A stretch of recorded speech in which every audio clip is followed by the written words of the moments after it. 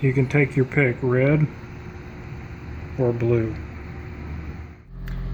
Okay, just got home in our Prius through a check engine light.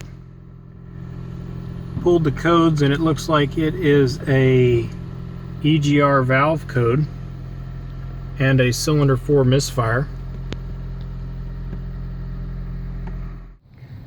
Once you get all your panels off, this is the EGR valve, which looks pretty easy. You got a couple bolts here and a few here, and then you can take this off and just replace it, right? No, it's a little bit harder than that. This back bolt here, this one right back in here, it is a pain to get. That nut right there, that nut back there is like no clearance for a ratchet, for a crow's foot, or a socket, anything. So I'm going to show you how to take this thing apart with a shortcut to get this job done a lot quicker. And this is the assembly right here. And once you take those bolts out, you can remove the housing, and there's like a magnet with a bearing on it, and you'll notice it's secure on there. And I don't know if it's just me, but it seems like this assembly unthreads. It could just be me, but once it unthreads, it's just a magnet and some kind of electromagnetic pulse that'll cause this actuator to plunge in and out, allowing exhaust gas to enter into your intake manifold. And the problem is this will be real stiff. It'll stay lodged down sometimes. Sometimes it'll come out and get real firm here. You could spray it with WD-40, but it's not gonna work long term. So we're gonna take this off. This is actually what's throwing your code, this assembly here that gets hung up. You'll need to remove the whole wiper arm assembly, which is these 4 bolts. Fit here, here, there, and slide the bushing out of that housing. Remove this whole assembly, disconnect your plug, take that out of the way, and then you'll see these 10mm bolts in this cowl induction piece of metal. Take all those loose, and that'll release this so that you can have access to the back side of those bolts on this EGR expansion housing. With the wiper arm assembly and the cowl out of the way,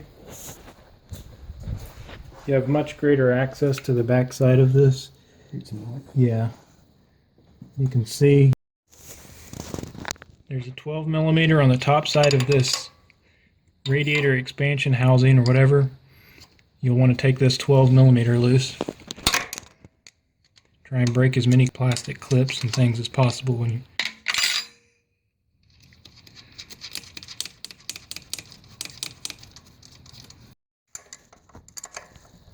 You want to take this nut loose off the front side of the EGR assembly.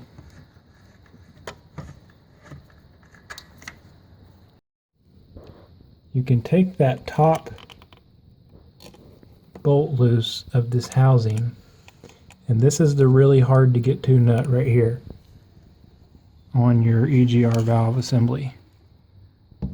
So this is kind of a cheap way to get this one hard to get to nut loose. Take you a spike like I've got here, come in from the back side into the center, once it's free, the center of your nut, like so, and take a pry bar and pry the housing away just enough to where you can spin that nut off. Okay, once you spin it off, you can come down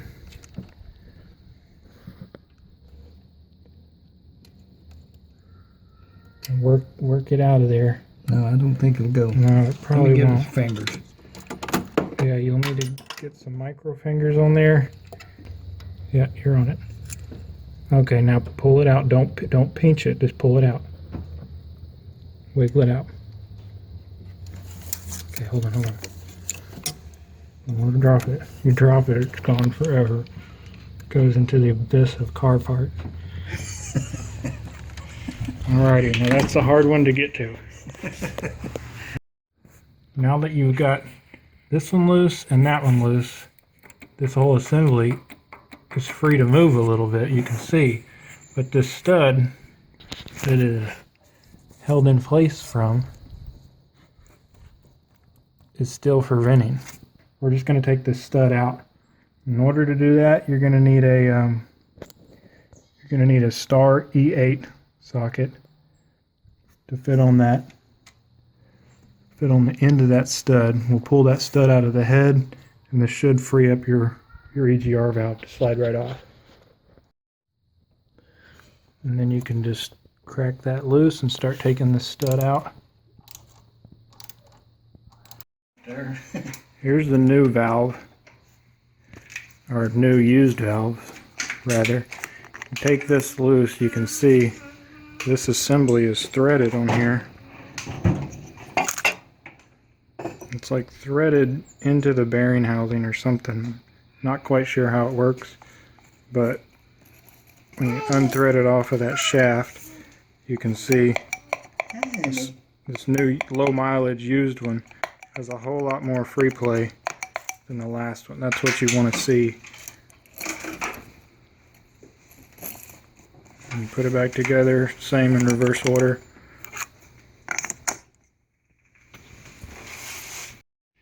You do have to take this airbox assembly out. You've got a couple clips here on the side. Reverse this out of your intake housing. Pull the filter assembly off. And you've got some 10mm bolts down in here that remove all that out of the way. With the airbox out, you're going to notice that hose comes into this plastic housing over top of that tube that runs into your intake manifold. So you have to take these clips off to have access to those two 10mm bolts. On that tube, you've got one on the top, one on the bottom. Take those out and this tube will come free. Once you break those loose, this piece will come loose on your EGR valve, and that'll allow this to slide out of there without having to take the whole radiator chamber assembly out. And you can see down inside that radiator chamber assembly, that whole assembly is just really corroded up in there. It's got a lot of carbon, a lot of soot. You can probably take a wire brush, clean a bunch of this out. And you can spray some brake clean down that, clear it out a little bit. You can see it's like radiator fins. And then pretty much go back with your new valve and reassemble. You'll want to run a pipe cleaner through this thing, clean this out. And these are some kind of grody. When going back together with this valve, you'll need to pry that bracket away, and you won't be able to start this nut unless you back the stud out. So leave the valve pulled away a little bit, reach in there, start your nut by hand, then you can bottom it out flush and finish tightening the nut, and then pull your screwdriver out and go back together with it. Okay, she's all put back together.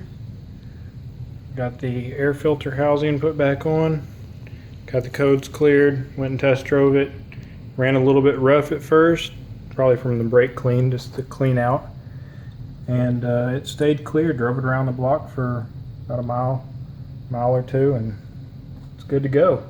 So I think we're fixed. We'll just button up the wiper arm assembly, and we should be back on the road. Thanks for watching, guys and gals.